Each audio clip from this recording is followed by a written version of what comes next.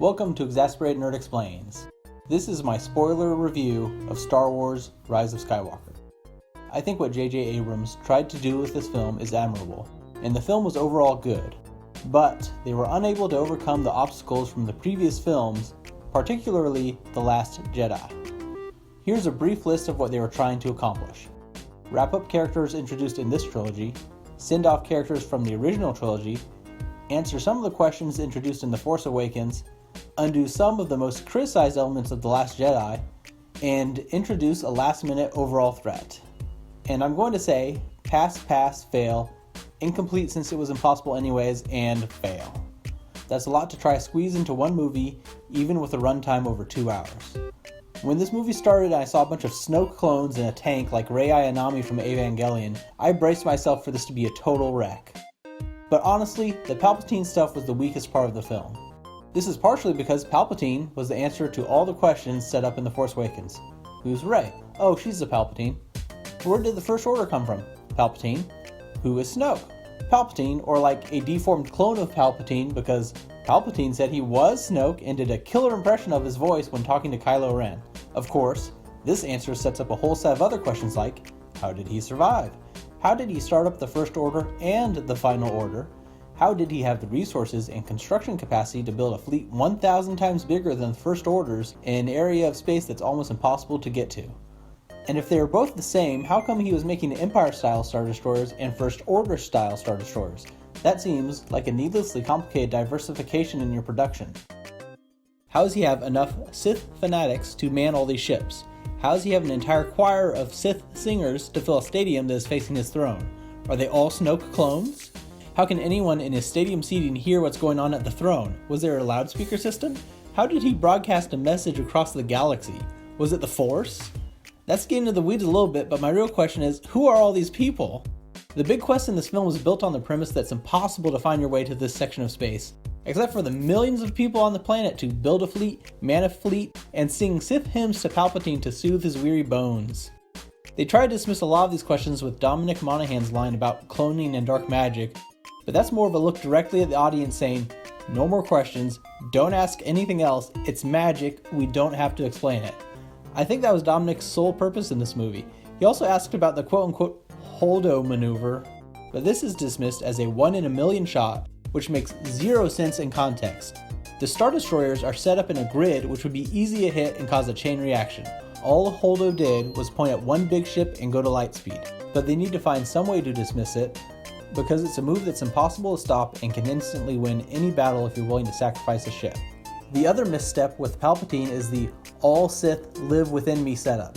The implication is that when a Sith apprentice kills their master, the essence of the master joins with the apprentice and merges into them, creating a new person. Or is that just supposed to be when it's done as a ceremony? Either way, I doubt there's that much of an unbroken line. Or is it that they all have evil Force ghosts who super possess them? Meanwhile, Jedi Force ghosts just shout, "Hey, you can do it!" from the sidelines like some sort of T-ball dad. I'm guessing this was a choice J.J. Abrams made so they could say the Sith are completely defeated, no backsies, as if a Jedi falling to the dark side does not make them a Sith unless they follow the protocols. For an evil, selfish way of life, they sure have a strict set of rules to get into their death cult. This also led to the graphic death of the Emperor, which we had to see, I guess, since falling down a giant shaft, followed by an explosion, and that same space station then exploding in space, and re-entering into an atmosphere was a predicament he has already survived. I enjoyed most of the rest of the movie. I thought they gave some nice little spotlights and scenes with original characters, and I liked the adventures with Finn, Rey, and Poe together. I also liked the random side characters that were introduced along the way. I thought it was overall fun. It showed what this trilogy could have been instead of the mess it became.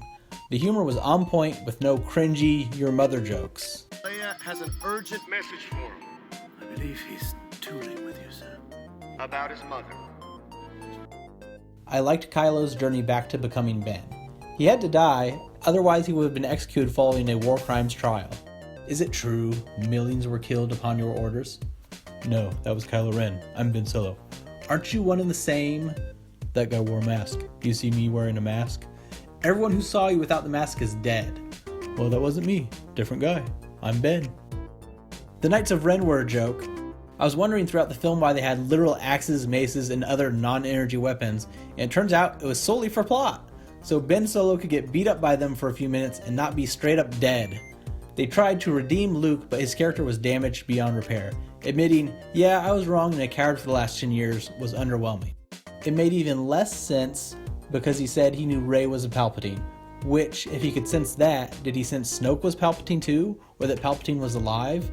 He was also hunting for the Sith planet Exegol, knowing it to be a threat, so knowing all this together, he still acted the way he did in The Last Jedi. And why did Snoke and Palpatine ask to kill her if they needed her for the ceremony? And given the age of Rey's parents, did Disney just make me think about old Emperor Palpatine having sex? Yep, thanks Disney. That's terrible. Sorry, I'm back on it again. I'll leave Palpatine alone. Disney did enough resurrecting him to be killed again. Though I will say, Palpatine's lackey who was tasked with finding Rey was sure a dunce. He finds her parents on Jakku. They say Rey's not on Jakku, and he apparently just takes them at their word and leaves the planet to continue the search. Then he goes to another desert planet, drives into a sand pit, and dies. Oof. Maybe that's why Palpatine started cloning the Help. There was still a lot of power creep with Kylo and Rey both having to outdo characters in the original trilogy. Luke lifted up some rocks, while Rey is going to have rocks circling her like electrons while floating. Darth Vader choked a guy at a meeting, while Kylo is going to choke him and throw him onto the ceiling. Seriously though, when that First Order general was being critical at the beginning of the movie, I initially thought it was to show Kylo has grown into the position of leader and is now in control of his emotions. But nope! How did that guy rise through the ranks and not know about his temper tantrums? Was this his first meeting? Anyways, power creep is to be expected given the power levels they already established, so it's not a big deal. I just thought it was funny that it was very specifically outdoing things we saw in the original trilogy to show their power. Leia scenes were mostly okay, but it still felt really awkward, like it was all slightly off, and she's looking slightly at something else or someone else, and then it cuts to a close-up of her hands doing something like some sort of weird parody video. A few other things about Leia in this movie. That young Leia effect, yikes, makes the Rogue One young Leia look like a masterpiece. Plus, nice of her to waste all that time training with Luke to be a Jedi to just hang up the old lightsaber when she has a vision about her son turning to the dark side. Maybe don't train him then, or maybe Luke should have kept a better eye on him, or not gone from zero to murder when he was tempted by the dark side. I did like how she was able to time delay her corpse disappearance into the Force. That was nifty. They do one final disservice to Leia though. At the end of the film, Maz Kanata gave Chewie a medal. A medal he should have gotten at the end of A New Hope. But where did she get it? Han had been moved out for years and she hadn't seen Luke in years.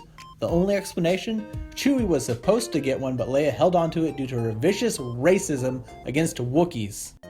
Will somebody get this big walking carpet out of my way? I just assumed it's a Wookiee. I can arrange that. What have they done? That's all. What'd you think? Like, comment, subscribe. If you made it this far, you might like another one of my videos. Give it a try. Bye.